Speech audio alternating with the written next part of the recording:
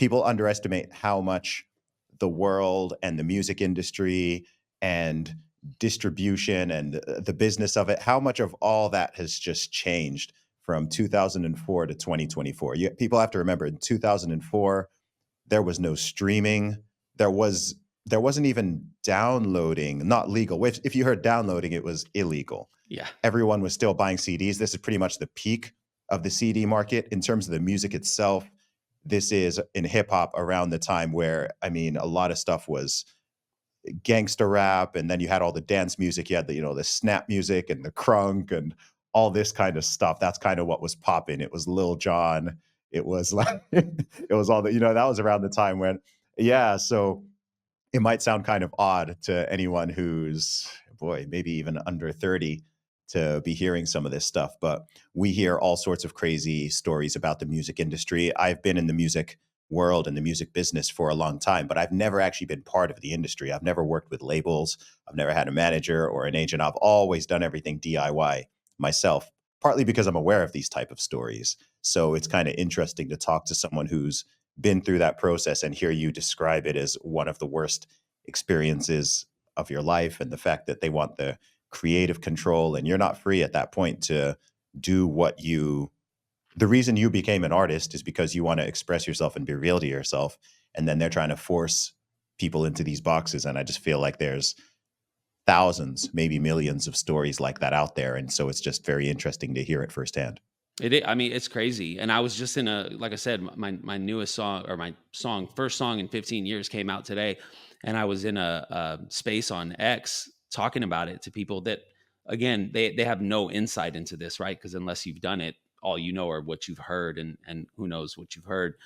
And I was telling people that, like, making music now, because I just made a song, and I did it all. I have a $150 mic. I have my laptop. I'm using GarageBand, like, you know what I mean, to make a song, and I'm mixing it myself. I'm using AI software online to master it, which is, I'm blown away by how well it sounds, and and then I'm putting it with the push of a button on all major streaming platforms, social media, and all this stuff. And I remember what it was like back then when I was making. First of all, you make an album, right? It wasn't a song. You wouldn't put out a song. I mean, they had singles, but like when I was making music, we'd record 20 songs. Then you got to get the money to get the jewel cases made. You got to do the album artwork, the whole booklet. You got to get the CD pressed up. And then you got to go either put it in consignment on stores, or you sign to a label who gets a distribution deal. I used to go stand outside of Tower Records for hours, and people would walk out, and I'd be like, "Hey man, are you into hip hop?"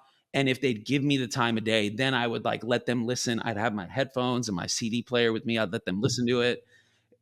That stuff's gone now. Our stories overlap, man. Our stories overlap. Yeah, before 99% of the people who know about me now probably discovered me after 2019. But prior to that time, I mean, I used to just hustle, right? Like yourself. I mean, I've sold over 30,000 albums hand to hand in the UK, right? So I used to just travel the UK. I did this full time for part time.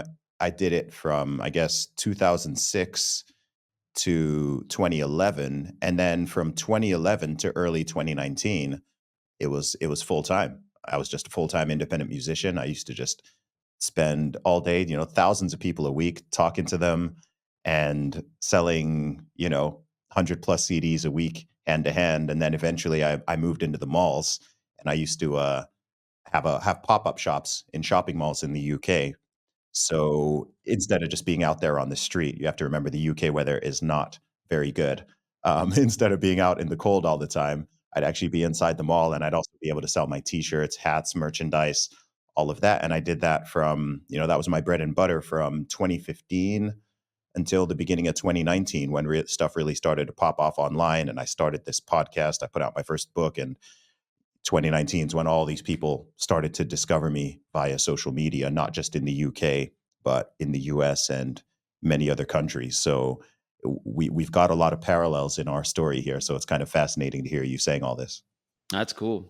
Yeah, I mean, I remember even once I, broke away from Universal and really started making the music I wanted to make, and I hooked up with the producer who was also like he was the producer, but he also like would do the live shows with me. He'd play part of the beat live. Um, and then I started having fun. We started touring. Mm.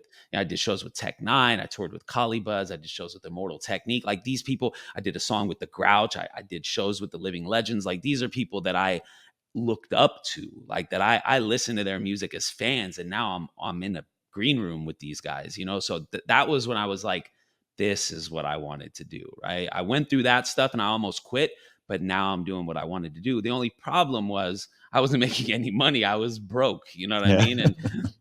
And they didn't have any of the ease of doing this. I would have to go to a studio.